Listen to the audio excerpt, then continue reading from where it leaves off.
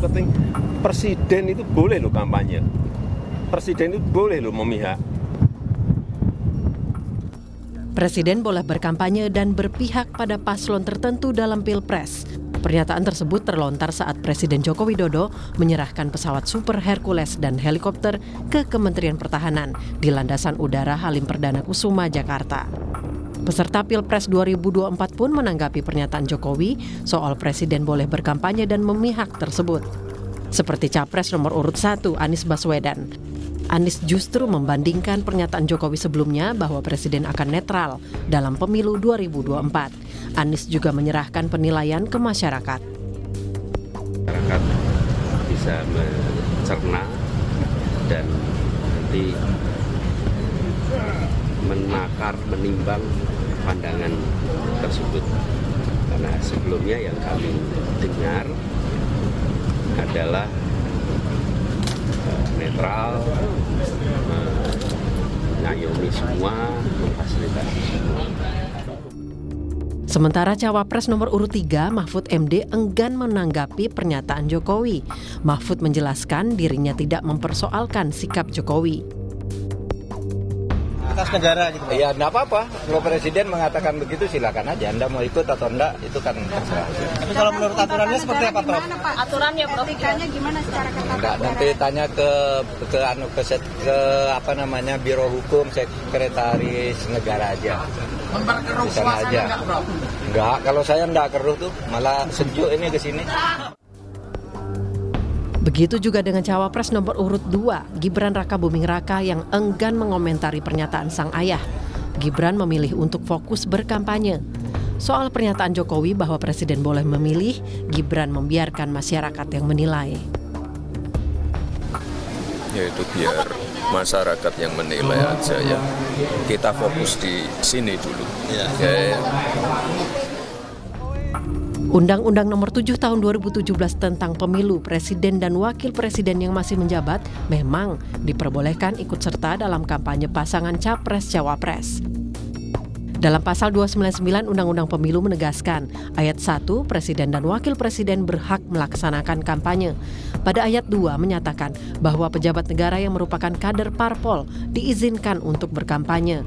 Ayat 3, pejabat negara non-parpol juga bisa berkampanye selama didaftarkan sebagai anggota tim kampanye ke KPU. Namun pasal 281 Undang-Undang Pemilu memberi sejumlah syarat bagi pejabat negara yang berkampanye, termasuk para menteri dan kepala negara. Selain harus cuti di luar tanggungan negara, mereka juga dilarang menggunakan sejumlah fasilitas negara. Sementara, dalam pasal 282 dan 283 mengatur bahwa para pejabat negara dilarang berpihak selama masa kampanye atau membuat keputusan atau tindakan yang menguntungkan atau merugikan salah satu peserta pemilu selama kampanye. Dan menurut pasal 304 ayat 1 Undang-Undang Pemilu, dalam melaksanakan kampanye, Presiden dan Wakil Presiden, pejabat negara, pejabat daerah dilarang menggunakan fasilitas negara. Tim Liputan, Kompas TV.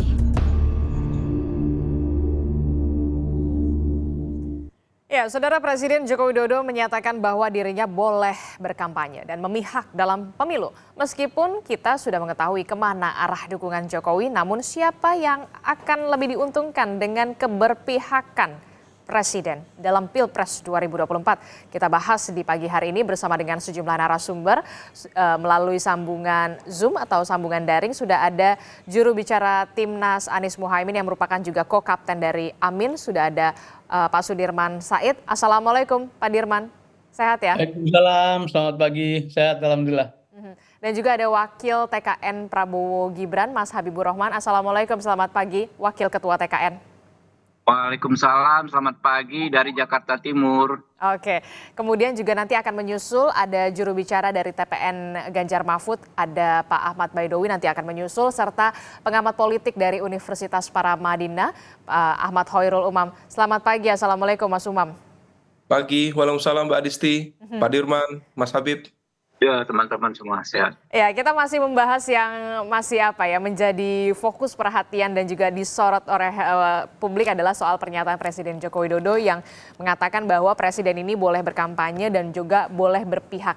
Nah, dari paslon 01 sendiri, Pak Dirman, seperti apa membaca pernyataan ini? Baik, terima kasih Bapak sekalian.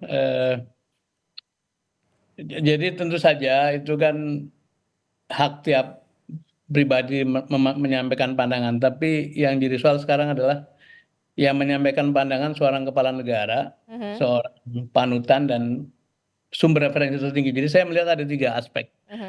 Nomor 1 aspek teknis yang dikatakan boleh kampanye tapi jangan menggunakan Fasilitas. fasilitas negara. Tapi pertanyaannya seorang presiden kemanapun apakah bisa tidak melekat dengan fasilitas negara, baik itu penginapan, kendaraan, pengawalan, semuanya lah ya.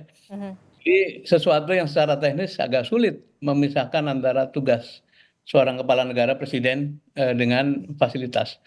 Saya pernah jadi menteri pun sulit untuk melepaskan diri dari urusan-urusan kenegaraan. Jadi itu satu. Yang kedua begini, ada aspek hukum yang juga kita perlu perhatikan. Betul bahwa undang-undang pemilu karena ada judicial review, kemudian ada pasal yang membolehkan presiden boleh kampanye. Bahkan menteri tidak perlu mundur kalau menjadi calon. Tetapi dalam pelaksanaan itu kan ada satu kepatutan ya. Undang-undang pemilu mengatakan boleh kampanye, tapi undang-undang dasar mengatakan presiden harus memberikan rasa adil, harus bertindak seadil-adilnya, harus memberikan signal kepada seluruh publik bahwa dia mengayomi seluruh masyarakat. Itu yang kedua. Nah, apalagi kalau dilihat di sana undang-undang pemilu, saya kira semuanya paham di sini. Ada asas jujur adil, ya, bebas rahasia, tapi juga seluruhnya mengamanatkan bahwa bila penyelenggara negara itu netral, maka pemilu menjadi berkualitas. Nah, yang terakhir aspek etis gitu. Aspek etis itu begini. Seorang pimpinan tertinggi dimanapun dia berada, apakah seorang bupati, wali kota, menteri, apalagi presiden, memang kalau pakai asas legalitas semata-mata, dia bisa melakukan apa saja karena hukum pun bisa diterobos dan kita sudah punya pengalaman.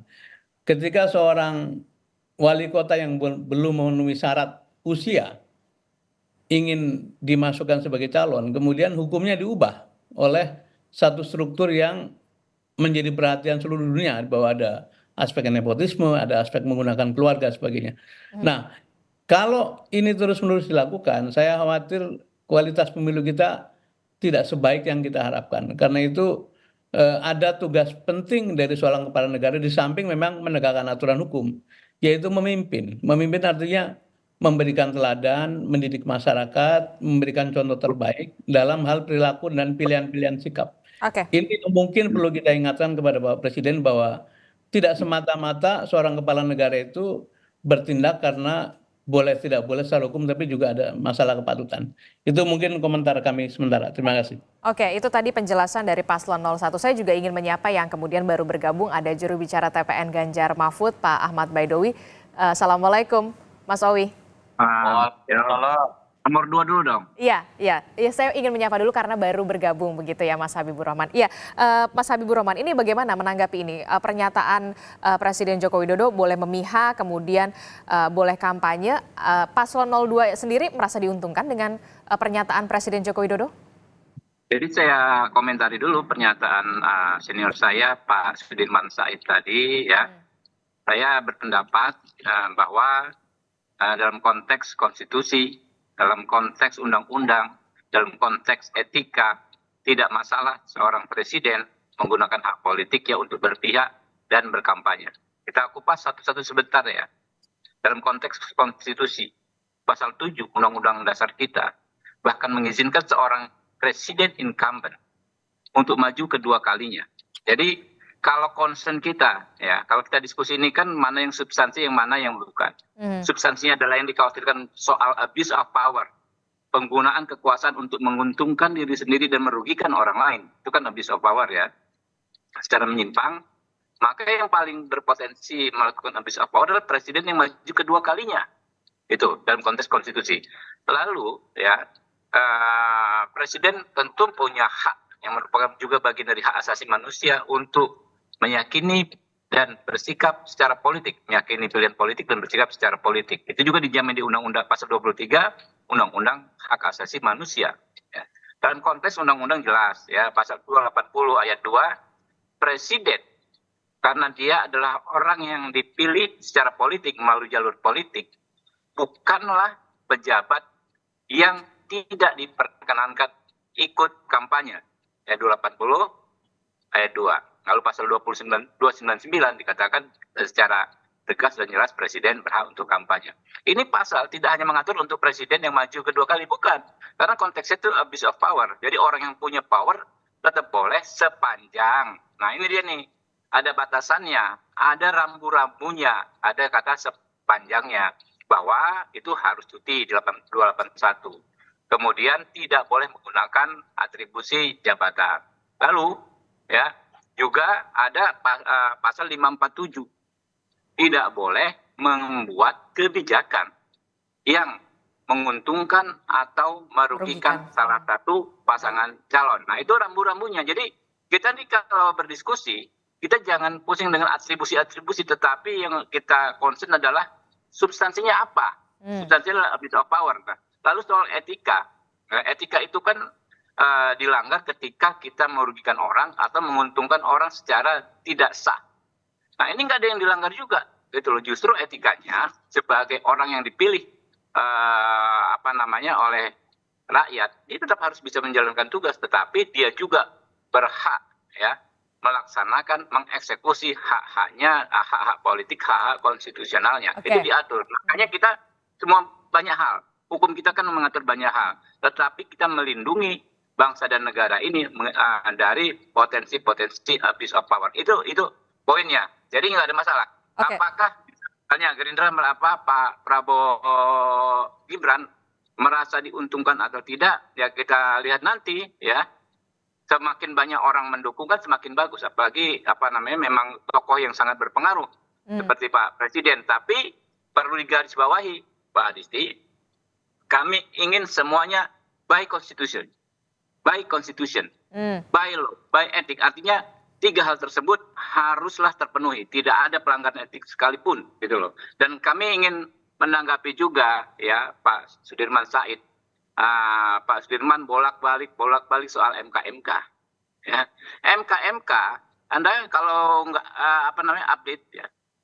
Sudah ada putusan 141, ada putusan 131, ada putusan 145 yang diputus tanpa Anwar Usman yang mengatakan tidak ada masalah konstitusionalisme dengan putusan nomor 90. Jadi secara etik pun majunya Gibran nggak ada masalah gitu loh. Oke, baik Mas Habibur Rahman, kami tangkap di situ. Kalau memang dari segi konstitusi memang tidak ada, sudah ada diatur di aturan etik. Aturannya sudah jelas, kemudian sudah diatur. Konstitusi loh Mbak Adisti, konstitusi hukum dan etik. Ya. Oke. Kalau untuk paslon tim sukses dari paslon 03 sendiri bagaimana menanggapi dari pernyataan Presiden Joko Widodo? Kalau 02 mengatakan tidak ada masalah, aturannya sudah ada, sudah jelas begitu. Ya. Memang yang disampaikan Presiden Joko Widodo itu sudah tertera dalam undang-undang. Betul. Jangankan kampanye mencalonkan lagi itu boleh gitu.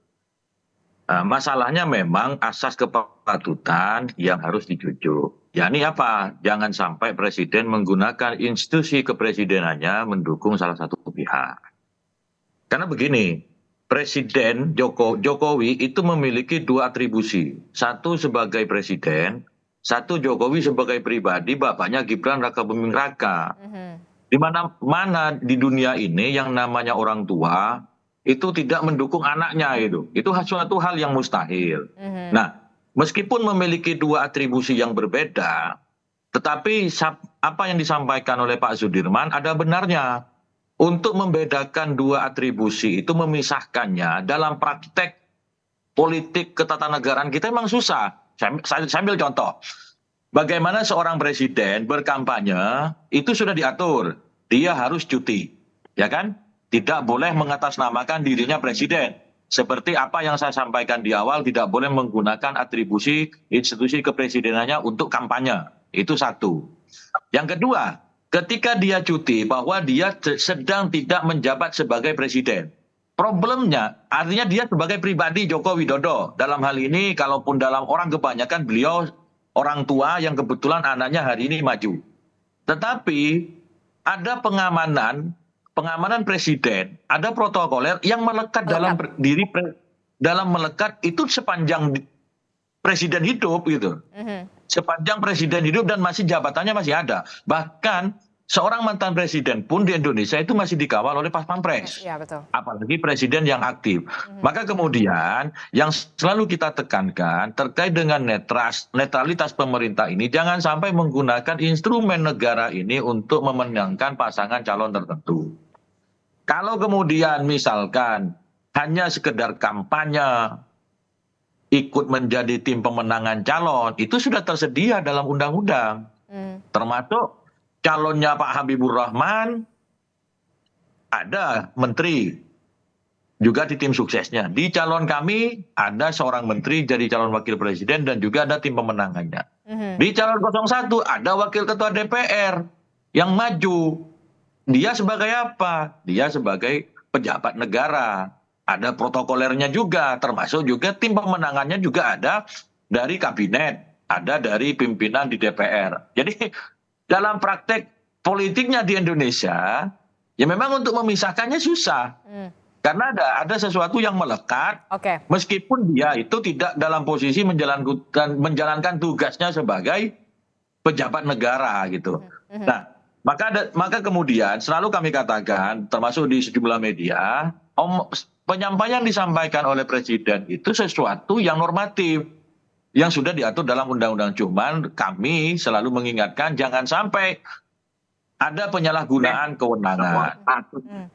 Nah, termasuk juga misalkan hari ini bagaimana bantuan sosial diberikan. Itu haknya masyarakat, disetujui APBN bersama pemerintah dan DPR. Ya itu harus diberikan kepada masyarakat, tetapi bagaimana penyalurannya itu tepat sasaran dan tidak menjadi alat politisasi. Nah, hal-hal seperti itu kan terjadi praktek di lapangan, Mbak. Oke, Mas Owi. Mas Habibur Rahman, bagaimana ini kemudian yang sulit adalah pada praktiknya, begitu memisahkan antara Presiden Joko Widodo sebagai pribadi dan juga sebagai presiden. Sebagai pribadi memang ini sudah jelas faktanya memang anaknya sedang ikut berkontestasi dalam Pilpres 2024. Pemisahan ini sulit sekali kalau menurut Mas Owi dan juga Mas Pak Dirman. Jadi kita berhukum itu ada 3 hal kalau berdasarkan konstitusi ya.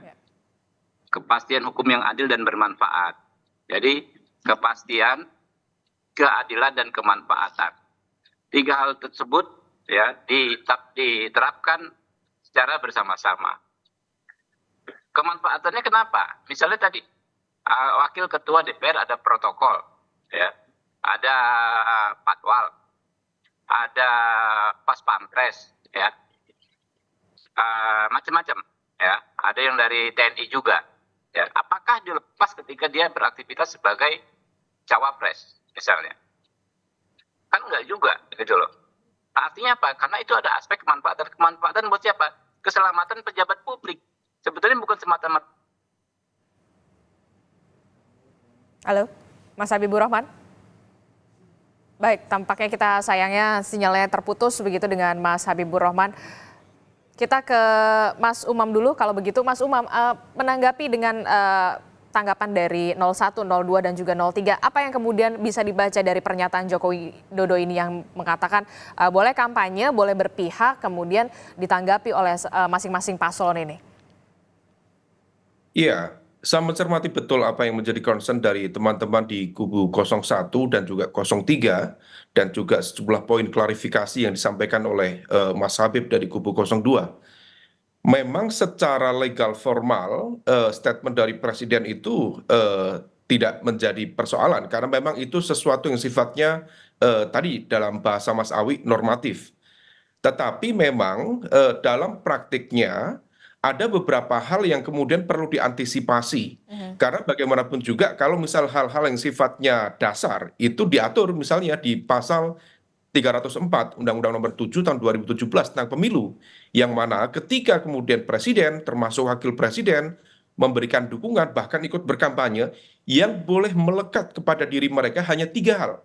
Pertama, fasilitas keamanan, kemudian fasilitas kesehatan, dan yang ketiga adalah fasilitas protokoler. Adapun kemudian detail-detail yang lain di pasal 280, 281, 282, dan juga 83, semua menegaskan secara clear, selain 3 wilayah itu, 3 hal itu, maka presiden harus mampu meletakkan satu basis konteks netralitas dan independensi kekuasaan negara. Tidak boleh terjadi mobilisasi kekuasaan negara. Nah, problemnya adalah memang tidak mudah untuk memisahkan antara domain privat dan domain publik. Dan problemnya di dalam konteks kepemiluan, termasuk dalam konteks regulasi umum secara general, di Indonesia itu tidak ada aturan khusus yang mengatur, meregulasi tentang COI, conflict of interest, benturan kepentingan. Sehingga kemudian di dalam konteks politik misalnya, akhirnya kemudian potensi penyalahgunaan kekuasaan, abuse of power, itu terjadi di dalam ruang-ruang gelap kekuasaan. Dia seolah tidak terjadi, tapi di lapangan bisa dirasakan. Nah, itulah yang kemudian menjadi concern dari kubu 02, kubu 01 dan juga 03, yang kemudian patut untuk dicermati, patut juga relevan untuk dipahami. Nah, oleh karena itu di konteks ini, kalau misal tadi Bang Habib menyampaikan tentang konteks konstitusi, hukum, dan etika, memang konteks etika itu yang kemudian menjadi jangkar utamanya. Karena bagaimanapun juga ketika presiden mampu berkomitmen secara clear menunjukkan netralitasnya dalam konteks kontestasi ini, maka kemudian yang dijamin bukan hanya sekedar demokrasi yang bisa adil, tetapi juga marwah kekuasaan itu sendiri. Nah, oleh karena itu, ini yang kemudian kita tidak ingin kemudian terjadi sebuah proses politik dan juga demokrasi yang justru termanipulasi, manipulated democracy. Dan oleh karena itu, komitmen presiden betul-betul diharapkan. Barangkali Pak Jokowi ada baiknya misalnya belajar dari fase-fase akhir dulu pemerintahan Pak SBY misalnya, yang justru memilih untuk bersikap netral, justru memilih untuk mengambil atau meletakkan pada porsi netralitas kekuasaan. Karena dengan tensi politik yang cukup tegang, cukup tinggi ini, memang problemnya bisa kemana-mana. Nah, di level inilah kemudian legitimasi kekuasaan betul-betul perlu dijaga, dan kemudian apa yang diharapkan oleh masyarakat betul-betul kemudian bisa menghadirkan sebuah proses pemilu yang jauh lebih kredibel, lebih legitimate dan demokratis. Mbak Adisti. Oke, Mas Umam, tapi kalau dari etika, etis nggak sih sebenarnya? Ya, sisi etika itu kan sebenarnya sesuatu yang makomnya tinggi. Sehingga kemudian etika itu seringkali memang ya dia tidak bisa kemudian diatur dalam sebuah regulasi apakah itu memenuhi standar etik atau tidak. Memang komite etik bisa dibentuk. Tetapi kemudian di dalam konteks pelaksanaannya etika itu seringkali menjadi sesuatu yang absurd. Karena tadi sesuatu yang kemudian bergerak potensi-potensi abuse of power, mobilisasi kekuasaan negara, penggunaan infrastruktur kekuasaan negara yang menguntungkan atau merugikan salah satu pihak tertentu, semua itu bergerak dalam ruang abu-abu, dalam ruang gelap kekuasaan. Sehingga ketika kemudian diminta untuk membuktikan, ya agak ngeri-ngeri sedap. Ada bisa dirasakan, tetapi di saat yang sama juga kemudian tidak mudah untuk dibuktikan juga. Nah, inilah kemudian komitmen dari pribadi seorang Jokowi selaku presiden betul-betul diharapkan. Nah, kalau misal kita cermati, memang tidak mudah. Misal ini Bang Habib. Bang Habib itu kalau misal anaknya ikut lomba 17-an, saya yakin Bang Habib itu juga ikut deg-degan itu. Itu cuma lomba 17-an saja, Mbak. Apalagi ini adalah sebuah kontestasi tertinggi dalam kasta kontestasi politik dan demokrasi di Indonesia, level pilpres. Tentu ada concern yang cukup besar di sana.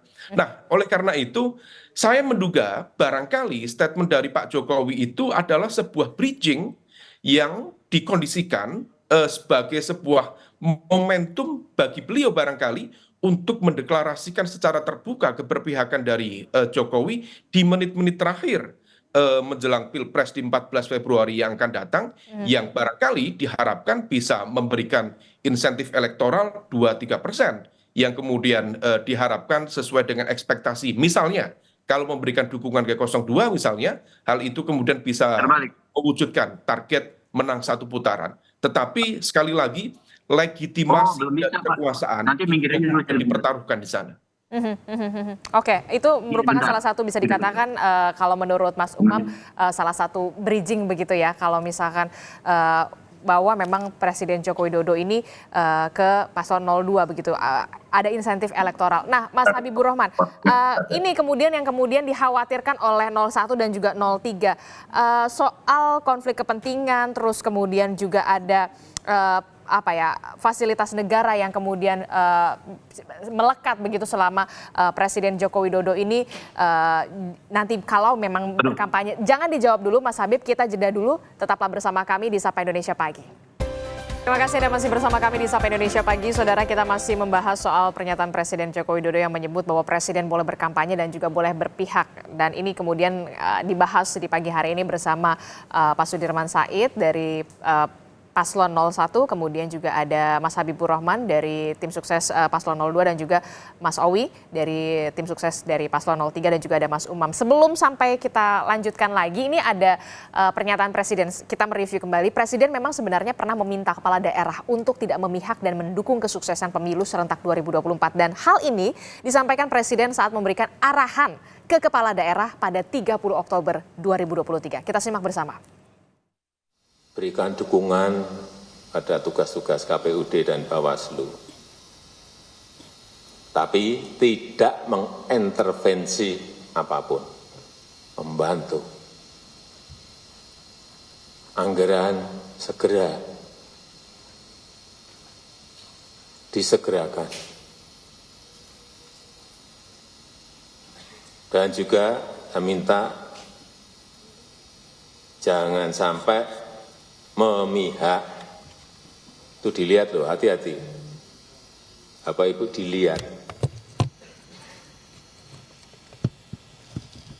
Mudah sekali kelihatan Bapak Ibu memihak atau enggak. Krik, udah.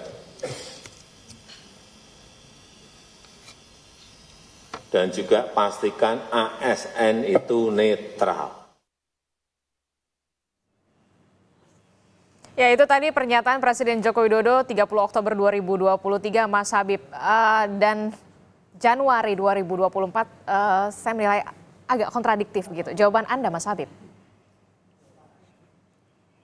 Mas Habib? Enggak. Mbak Adisti, kita cermat membaca. Halo? Ya, halo? silakan. Ya. Halo, bisa dengar nggak? Bisa. Halo? Bisa, Mas Habib. Clear. Halo, dengar nggak ya? Ya, jelas, clear. Ya, Mbak Adisti, kita harus cermat membaca undang-undang dan mendengar apa yang disampaikan Pak Jokowi tadi. Yang disampaikan itu adalah PJ, kepala daerah, yang adalah ASN. Ya, lalu ASN sendiri disebut. Memang kalau PJ kepala daerah, berdasarkan pasal 280 ayat 2, itu termasuk orang yang tidak boleh berkampanye. Ada gubernur BI, ada TNI, ada Polri, ada ASN, ya. Itu nggak boleh memang. Tetapi kan kita harus paham, presiden, gubernur, bupati, wali kota itu adalah jabatan yang diperoleh melalui proses politik. Mereka ini orang yang dipilih melalui proses politik, bukan ASN. Sehingga tidak termasuk dalam pejabat yang dilarang mengikuti kampanye, bersikap netral. Jadi tidak ada yang kontradiktif. Justru sudah sangat benar apa yang disampaikan Pak Presiden. Tapi kan pada saat itu beliau, begitu Presiden, Pak Presiden ini mengatakan atau menyatakan ini di depan kepala daerah. Seorang kepala daerah. Iya, makanya itu PJ. Kan saya tahu banget soal itu. Karena kan ada kasus PJ Bupati Sorong. Ya, macam-macam lah ya. PJ Bupati, ya kan, yang dalam kapasitasnya sebagai penjabat kepala daerah disebut bersikap berpihak. Nah, jadi Anda sebut beda-beda soal begitu? Jadi tentu bukan Anda sebut undang-undang, Mbak Adisti. Anda baca pasal 280 tadi yang saya bilang gitu loh. Jadi bukan Habibur Rahman nih yang berbicara undang-undang gitu loh. Pak Dirman, Anda sepaham atau sepandangan soal ini? Ya, saya berpikirnya sudah lebih dari soal kontestasi ya, Mbak Adisti ya. Karena sekali lagi ada tugas-tugas kepemimpinan seorang kepala negara yang kita mencintai Pak Joko Widodo, yang sangat berharap statement beliau, tindakan beliau, pilihan-pilihan sikap beliau itu betul-betul beyond kontestasi gitu, beyond elektoral. Tahun 2021 terbit satu TAP MPR judulnya Pokok-pokok Etika Kehidupan Bernegara, berbangsa ya. Di sana diatur aspek sosial budaya, etika politik pemerintahan, etika bisnis, sampai pada etika keilmuan.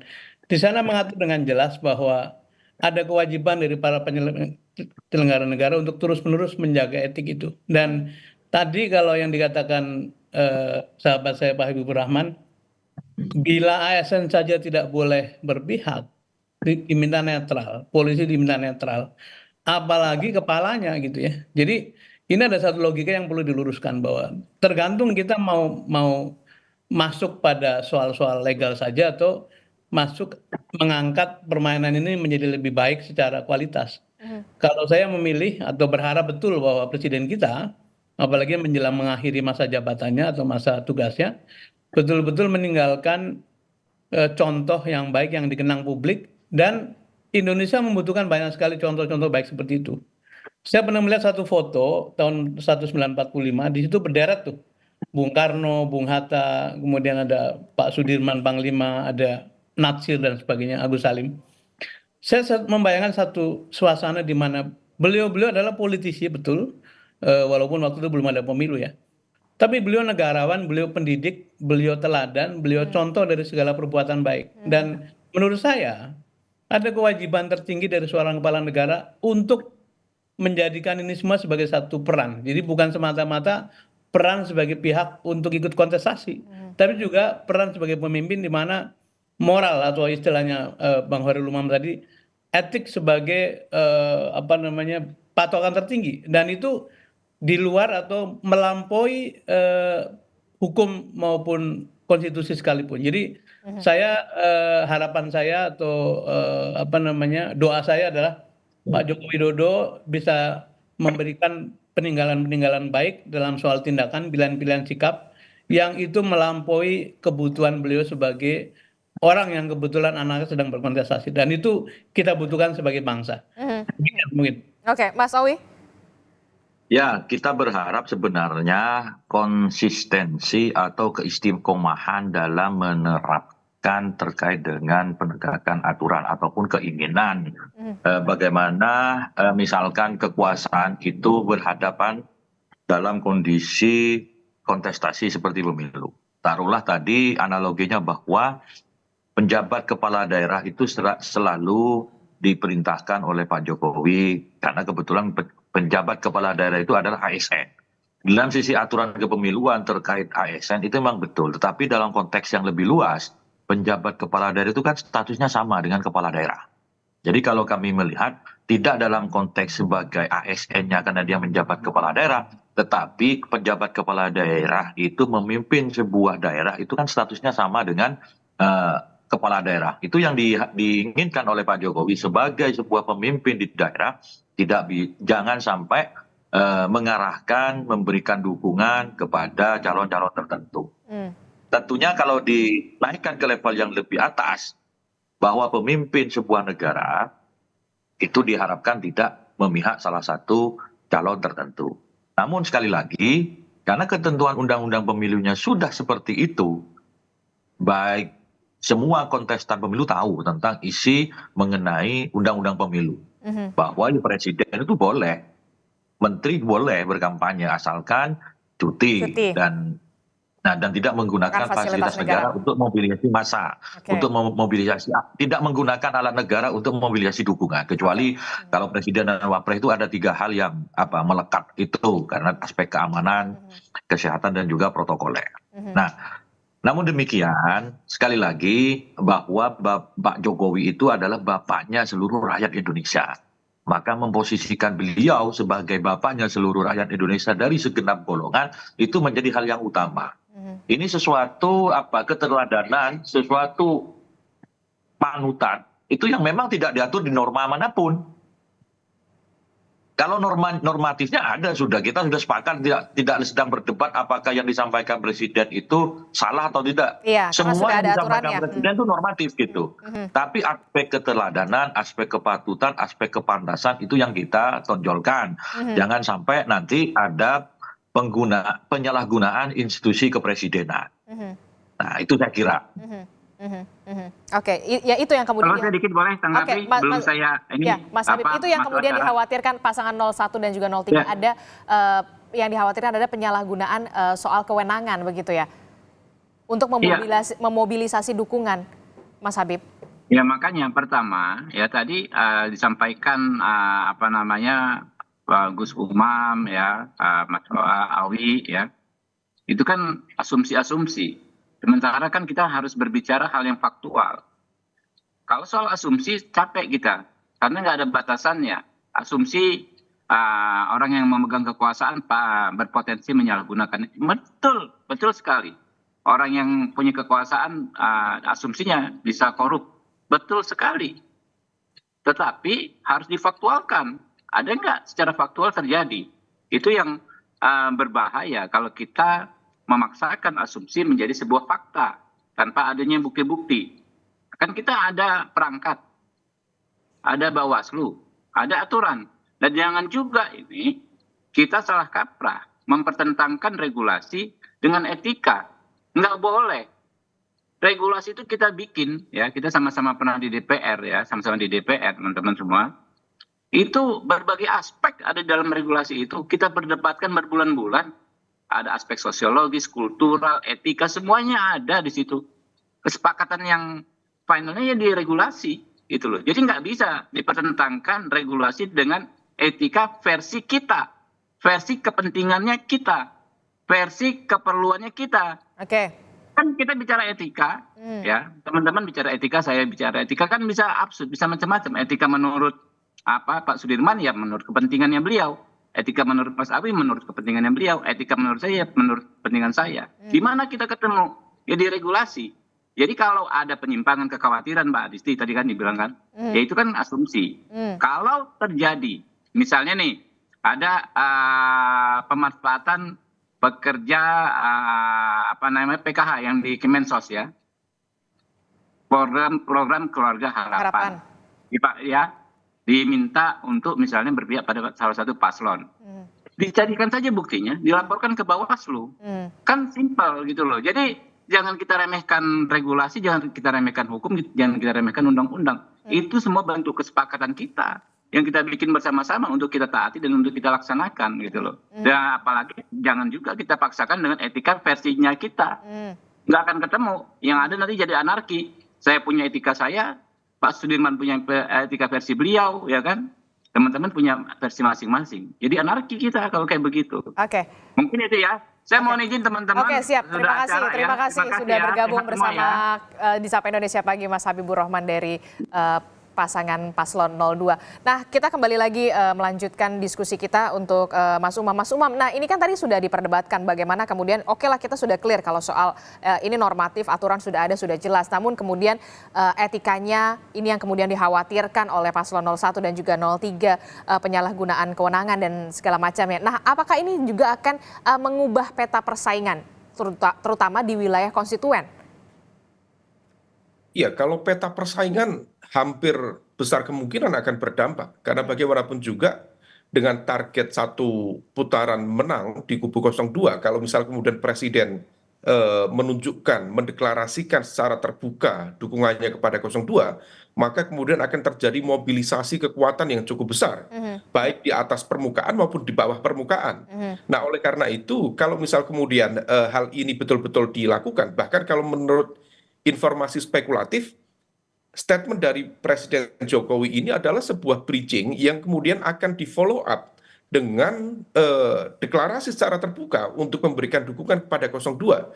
Nah, kalau misal kemudian hal itu dilakukan pada detik-detik terakhir menjelang pencoblosan di 14 Februari, let's say misalnya, kalau misal nanti di tanggal 10 Februari kubu 02 melakukan gelar kekuatan sebagai kampanye akbar terakhir menutup masa kampanye 2024 ini, maka hal itu kemudian yang tampaknya diharapkan akan menghadirkan insentif elektoral. Berapa persen? Terakhir. Nah, oleh karena terakhir itu.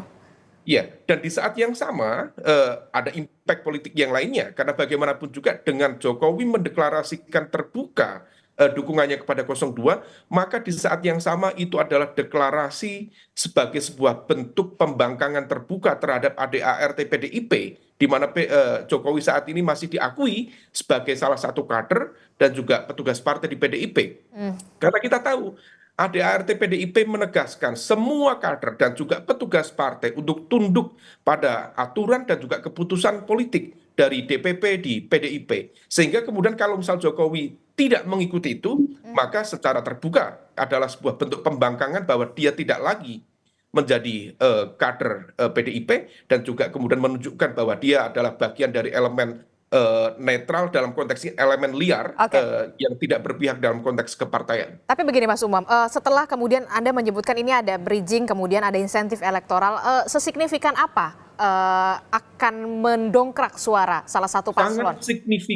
Sangat signifikan di dalam konteks bahwa kalau sampai presiden kemudian mendeklarasikan dukungannya, maka ini adalah sebuah pertaruhan legitimasi politik personal seorang Jokowi yang kemudian akan dia pertaruhkan mati-matian.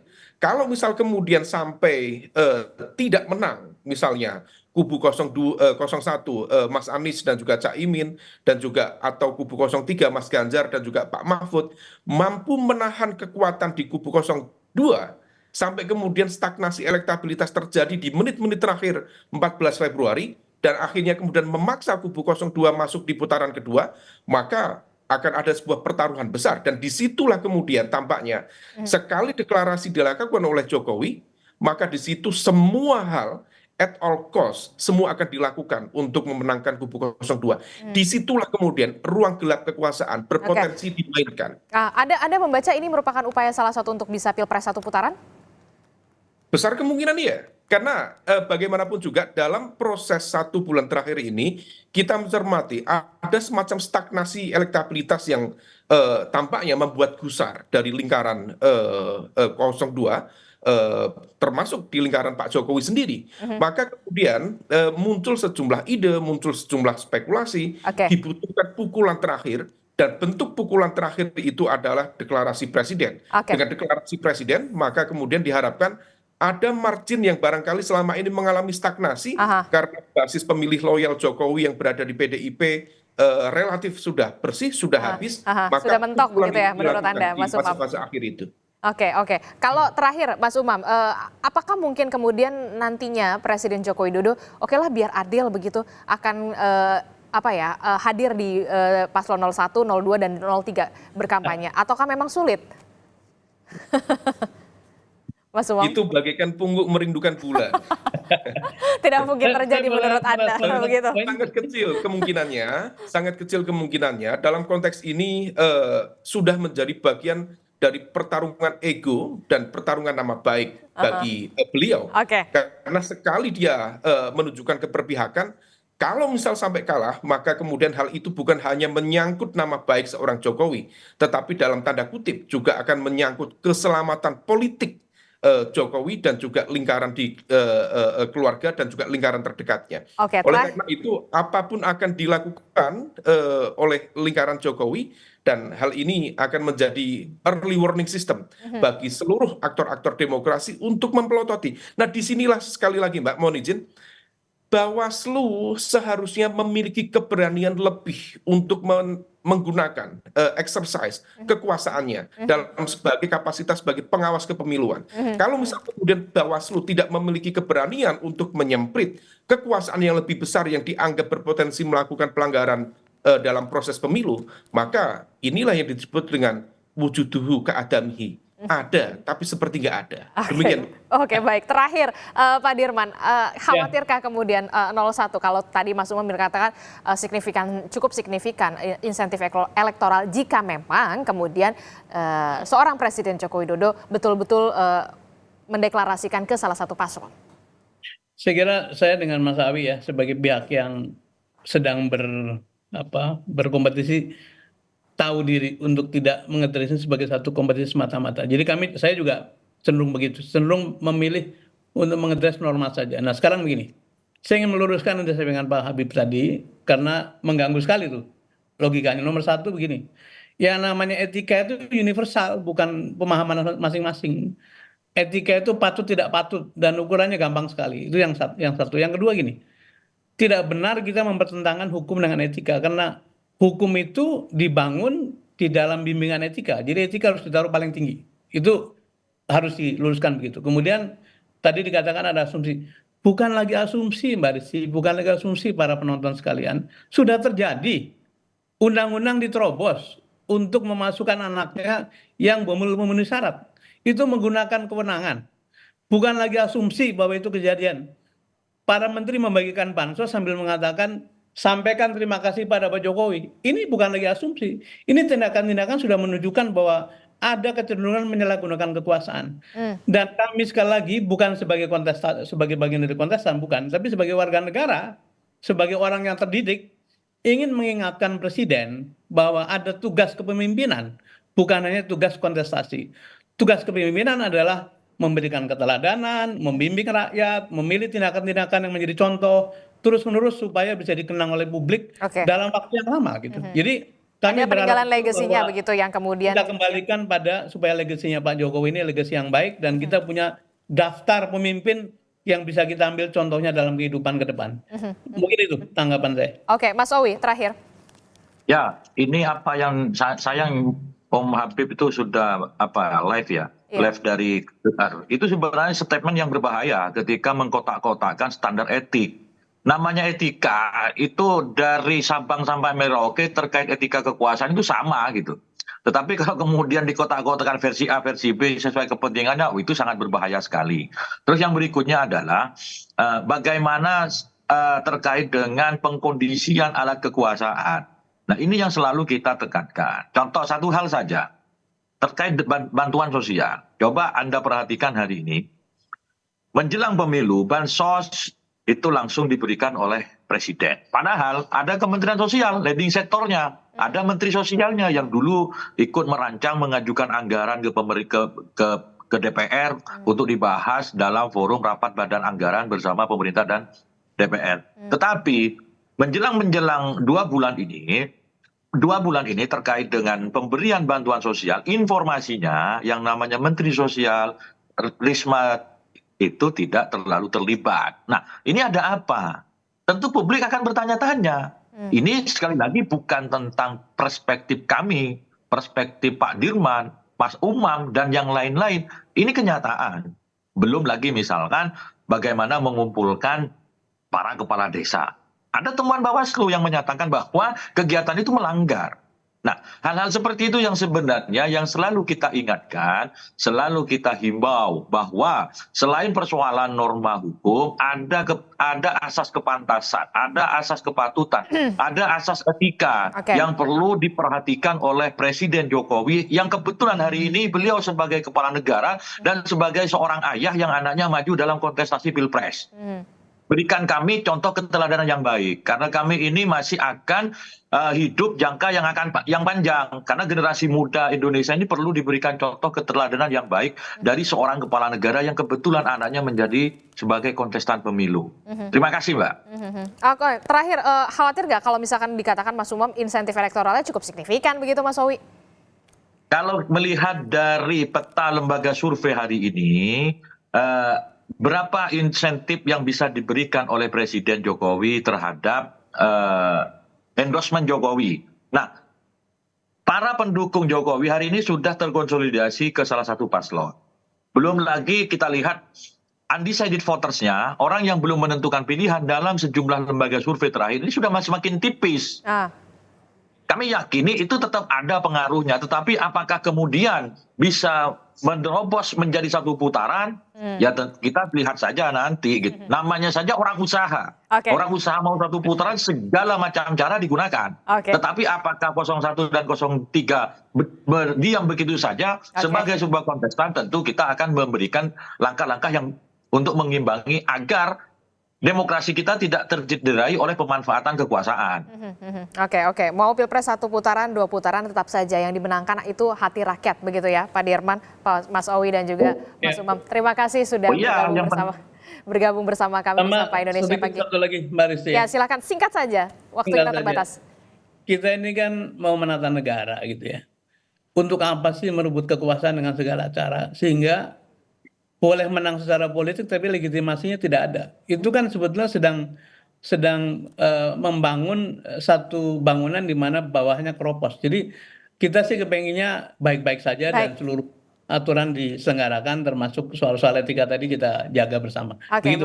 baik, terima kasih Pak Sudirman Said, Mas Umam dan juga Mas Owi. Kemudian juga sudah ada Mas Habibur Rahman yang sudah bergabung juga bersama kita tadi. Terima kasih, Assalamualaikum, selamat pagi, sehat-sehat selalu. Waalaikumsalam, Mas Wabi. Waalaikumsalam. Ya, makasih Pak Dirman, Pak Umam. Terima kasih.